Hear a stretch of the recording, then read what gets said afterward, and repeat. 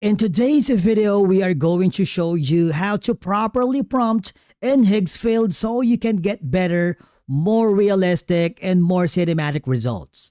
Now, if you have been typing random prompt and not getting the output you expect, this video will fix that. Let's begin. Now, the first thing that you need to do is log in using your credentials, and then on the top corner of your dashboard, I want you to click the video section and choose the Cinema Studio video.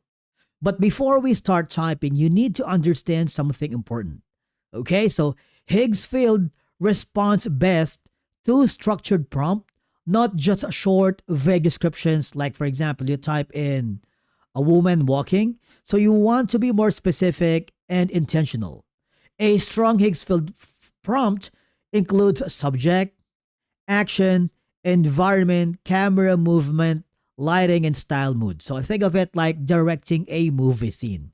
With that being said, I'm going to type in a detailed prompt with the subject plus action plus environment plus camera plus lighting plus style. Alright?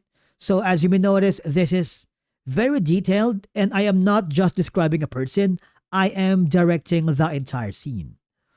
Once you've done that, you want to make sure to control the options at the bottom. If you wanted to have a single shot, multi-shot auto, multi-shot manual, the aspect ratio if you want, like 1:1, and all of these. Now, the reason I wanted you to control the options because the more complex you type in, the more credits it will take you to generate. If you are very specific with your credits on your account, you might want to check that into consideration. For the genre, you can choose from action, horror, comedy, western, suspense, spectacle, and intimate. But for now, we're going to choose the general. And once you've done that, click the generate button. Okay, so basically that's how you properly prompt in Higgsfield so you can get better, more realistic, and more cinematic results. Processing time may take a little while depending on the complexity. Once the rendering has been completed, you can click on it to preview, and if you wanted to regenerate, you can do so. You can also change the voice, translate, and tweak the settings on the prompt below.